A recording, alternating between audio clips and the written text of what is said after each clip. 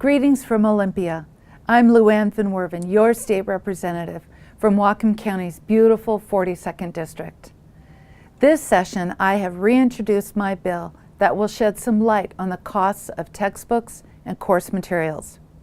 Under House Bill 1375, community and technical colleges will have to include the cost of textbooks and course materials in their online course catalog, or the college must provide a link to the online resource library where textbooks are available free of charge.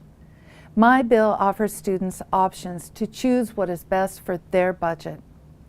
But let's take a step back for a second. How did my bill get to this point, and what's going to happen from here?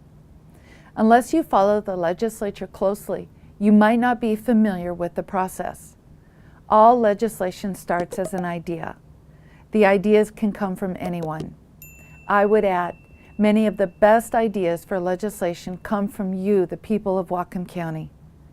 My textbook bill, for example, House Republicans have been working on a number of ways to reduce costs and tuition for higher ed students. And while I sponsored the bill, it was really a student-driven idea. I worked with policy staff to fine-tune the bill and then had it redrafted. From there, I placed it in an actual bill hopper, a fun legislative term that means bill box.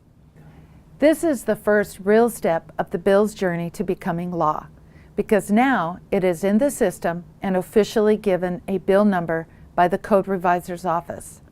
Next, it is referred to the respective committee. In the case of my textbook bill, the Higher Ed Committee.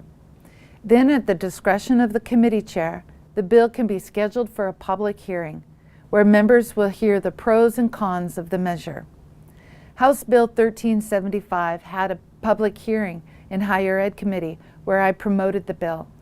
Students and student-led organizations, including a student from Whatcom Community College, testified in support of the measure. If the Higher Ed Committee supports my bill, they will vote it out of committee and its path in the legislative process will continue. If the bill has fiscal or budget implications, it must go through Appropriations Committee.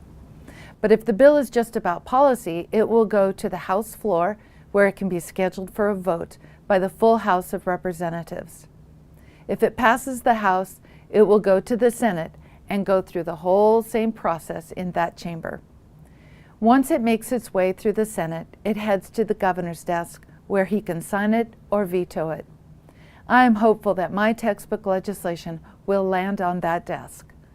Obviously, House Bill 1375 has quite a few remaining steps, but the public testimony during the hearing was a good start as we try to keep the bill moving.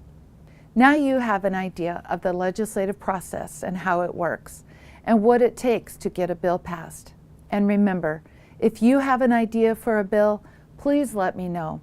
Your bill idea may just end up on the governor's desk.